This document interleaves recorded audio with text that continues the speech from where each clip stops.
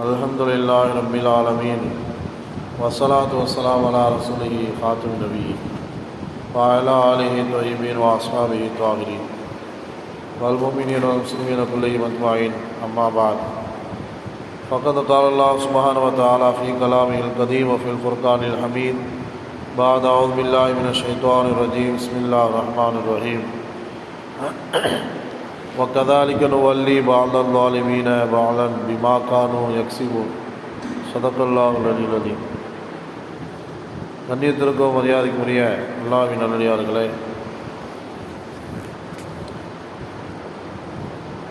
இஸ்லாமிய மார்க்கம் நமக்கு கற்றுத்தரக்கூடிய சட்டத்திட்டங்களிலே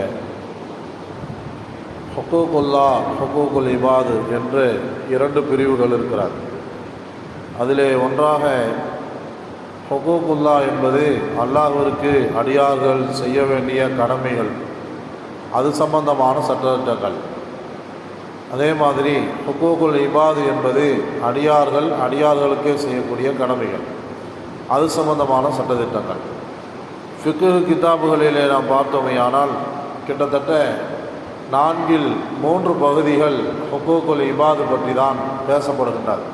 காரணம், அந்த அளவிற்கு அடியார்கள் செலுத்தக்கூடிய கடமைகள் பற்றி சொல்ல வேண்டிய செய்திகள் அதிகமாக இருக்கிறார்.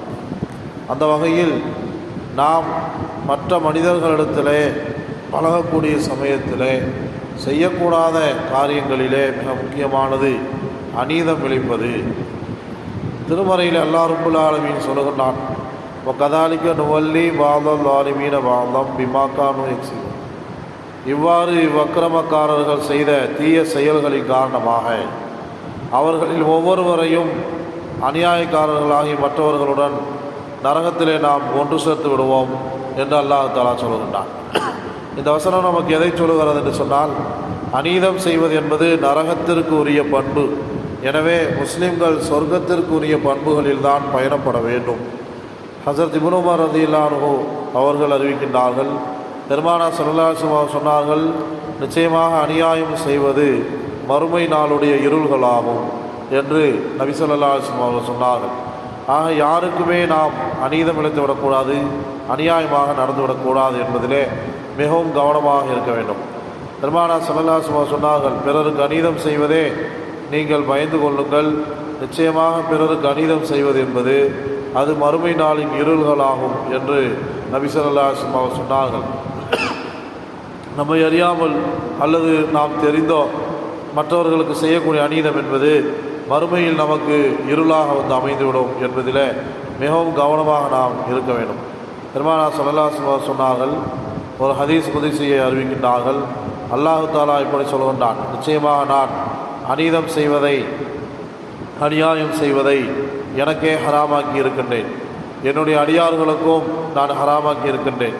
எனவே நீங்கள் ஒருவருக்கொருவர் அநியாயம் செய்து கொள்ளாதீர்கள், அநீதம் இழைக்காதீர்கள் என்று அல்லாஹ் தஆலா சொன்னதாக நபி ஸல்லல்லாஹு அலைஹி வஸல்லம் அவர் சொல்லக்கூடிய இந்த ஹதீஸ் முஸ்லிம் ஷரீஃபில் பதிவு செய்யப்பட்டிருக்கிறார். குர்ஆனிலே அல்லாஹு தஆலா லாலிமீன் என்ற அநியாயம் செய்பவர்கள் என்கிற வார்த்தையை கிட்டத்தட்ட 90 இடங்களுக்கு மேலாக குர்ஆனிலே பயன்படுத்துவதாக சொல்லப்படுகிறார். அல்லாஹ் ரப்புல் ஆலமீன் இத்தனை தடவைகள் சொல்லி இருப்பதற்கு காரணமே, நம்முடைய சொல் செயல் சிந்தனை எதுவுமே எப்போதுமே அநீதத்தின் பக்கம் செல்லக்கூடாது என்பதை நாம் பெரும் பாடமாக எடுத்துக்கொள்ள வேண்டும் என்பதற்காகத்தான். ஹஸரத் அபூ ஹுரைரா ரலியல்லாஹு அன்ஹு அவர்கள் சொல்கின்றார்கள், ஒரு முறை பெருமானார் ஸல்லல்லாஹு அலைஹி வஸல்லம் அவர்கள் சஹாபாக்களை பார்த்து, நீங்கள் ஏழை என்றால் யார் என்று அறிவீர்களா என்று கேட்டார்கள். சஹாபாக்கள் சொன்னார்கள், யாரிடத்திலே பணமும் பொருளும் இல்லையோ அவர்தான் ஏழை என்று பதில் சொன்னார்கள். நபி ஸல்லல்லாஹு அலைஹி வஸல்லம் அவர்கள் அதுக்கு பதில் சொல்கின்றார்கள், நிச்சயமாக சமுதாயத்தில் ஏழை என்பவர் பணங்காசு இல்லாதவர் அல்ல, மாறாக நாளை மறுமை நாளிலே ஒரு மனிதன் தொழுகை, நோன்பு, ஜக்காத்தினுடைய நன்மைகளோடு நன்மை மூட்டைகளை சுமந்து வருவான். அப்போது ஒருவர் வந்து, இவர் என்னை திட்டினார் என்று சொல்லுவார். அப்போது இவருடைய நன்மையிலிருந்து கொஞ்சத்தை எடுத்து அவருக்கு தரப்படும். இன்னொருவர் வருவார், இவர் என்னை தேவையில்லாமல் அவதூறு பேசினார் என்று சொல்லுவார். அப்போது இவருடைய நன்மையிலிருந்து இன்னும் கொஞ்சம் எடுத்து அவருக்கு தரப்படும்.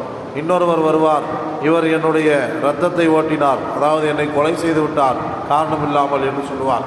அப்போது இவருடைய நன்மையிலிருந்து இன்னும் கொஞ்சம் எடுத்து அவருக்கு தரப்படும்.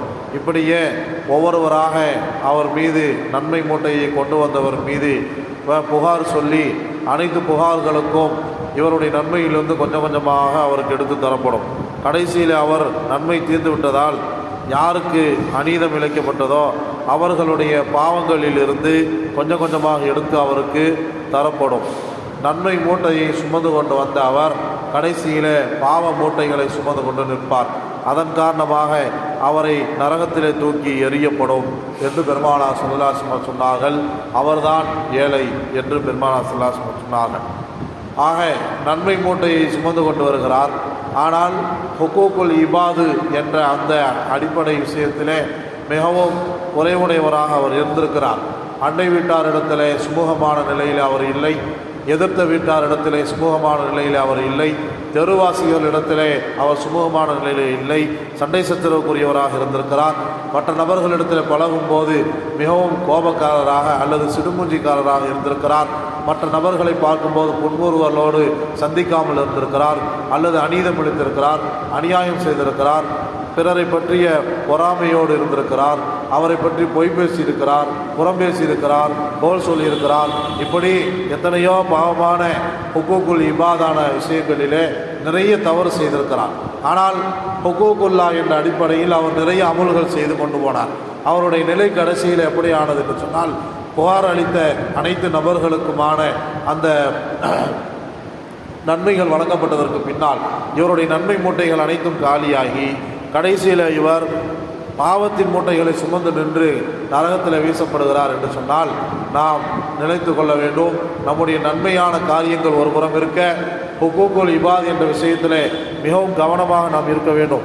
மற்ற நபர்களை பற்றிய அநீதமான விஷயங்களிலே நாம் தலையிடக்கூடாது என்பதை மிகவும் கவனமாக நம்முடைய சிந்தனையிலே நாம் கொள்ள வேண்டும். பெருமானார் ஸல்லல்லாஹு அலைஹி வஸல்லம் சொன்னார்கள், மறுமை நாளில் கடமைகளை அதன் உடையவர்களிடம் ஒப்படைக்கப்படும். எந்த அளவிற்கு என்று சொன்னால், கொம்புள்ள ஆட்டிடம் இருந்து கொம்பில்லாத ஆட்டுக்கு பழிவாங்கப்படும் வரையிலும் கடமைகள் உரியவர்களிடம் ஒப்படைக்கப்படும் என்று பெருமானார் ஸல்லல்லாஹு அலைஹி வஸல்லம் சொன்னதாக இந்த ஹதீஸ் முஸ்லிம் ஷரீஃபிலே பதிவு செய்யப்பட்டிருக்கிறார். அதே மாதிரி நபி ஸல்லல்லாஹு அலைஹி வஸல்லம் சொன்னார்கள், அநியாயம் செய்யக்கூடியவனுக்கும் மற்றும் அநீதம் இழைக்கப்பட்டவனுக்கும் நீங்கள் உதவி செய்யுங்கள் என்று பெருமானார் ஸல்லல்லாஹு அலைஹி வஸல்லம் சொன்னார்கள். அப்போது சஹாபாக்கள் கேட்கிறார், யார் சொல்லலாம், அநீதம் இழைக்கப்பட்டவனுக்கு நாங்கள் உதவி செய்கிறோம், அநீதம் இழைப்பவனுக்கு எப்படி நாங்கள் உதவி செய்வது என்று சஹாபாக்கள் கேட்டார்கள். அவனை அநீதம் செய்ய விடாமல் தடுப்பதுதான் அவனுக்கான உதவி என்று பெருமானார் ஸல்லல்லாஹு அலைஹி வஸல்லம் சொன்னார்கள். ஆகவே அநீதம் செய்வதை நாம் தவிர்த்து கொள்வதோடு மற்றவர்கள் அநீதம் செய்வதை விட்டும் தடுக்கவும் வேண்டும் என்று பெருமானார் ஸல்லல்லாஹு அலைஹி வஸல்லம் அவர்கள் இந்த ஹதீஸ் மூலமாக நமக்கு கற்றுத்தருகின்றார்கள். அப்துல்லா இப்னு அப்பாஸ் ரலியல்லாஹு அன்ஹு அவர்கள் சொல்லி காட்டுகின்றார்கள், பெருமானார் ஸல்லல்லாஹு அலைஹி வஸல்லம் அவர்கள் முஆத் இப்னு ஜபல் ரலியல்லாஹு அன்ஹு அவர்களை யமன் நாட்டிற்கு அனுப்பி வைத்தார்கள்.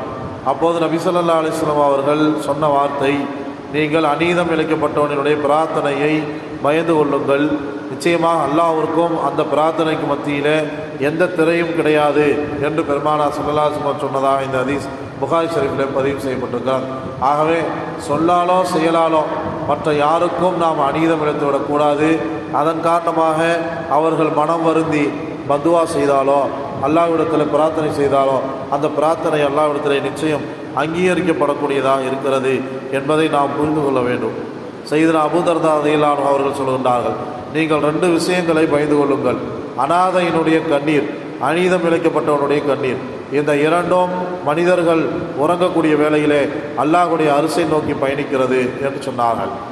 உமர் ரலியல்லாஹு அன்ஹு அவர்கள் சொல்கின்றார்கள், வத்தகி தாவத்தல் மظلوم, நீங்கள் அநீதம் இழைக்கப்பட்டவனுடைய பிரார்த்தனையை நீங்கள் பயந்து கொள்ளுங்கள், நிச்சயமாக அநீதம் இழைக்கப்பட்டவனுடைய பிரார்த்தனை அங்கீகரிக்கப்படக்கூடியதாக இருக்கிறது என்று ஹஜ்ரத் உமர் ரலியல்லாஹு அன்ஹு அவர்கள் சொன்னார்கள். ஆகவே கண்ணியமானவர்களே, இப்படியான மிகவும் தண்டனை வழங்கக்கூடிய ஒரு குற்றமாக ஒரு செயலாக இந்த அநீதம் இழைப்பதும் அநியாயம் செய்வதும் இருக்கிறது. அப்பேற்பட்ட நிலையை நாம் தவிர்த்து கொள்ள வேண்டும். நாம் கவனம் இல்லாமல் கூட மற்றவர்களுக்கு அநீதம் இழைத்து விடக்கூடாது, அநியாயம் செய்துவிடக்கூடாது என்பதிலே மிகவும் கவனமாக இருக்க வேண்டும். வல்ல அல்லாஹ் அப்பேற்பட்ட நற்பாக்கியத்தை நம்மளுக்கு தந்தல் புரிவானாக. வாஹர் தவானா அல்ஹம்துலில்லாஹி ரப்பில் ஆலமீன். அஸ்ஸலாமு அலைக்கும் வரஹ்மத்துல்லாஹி வபரகாத்துஹு.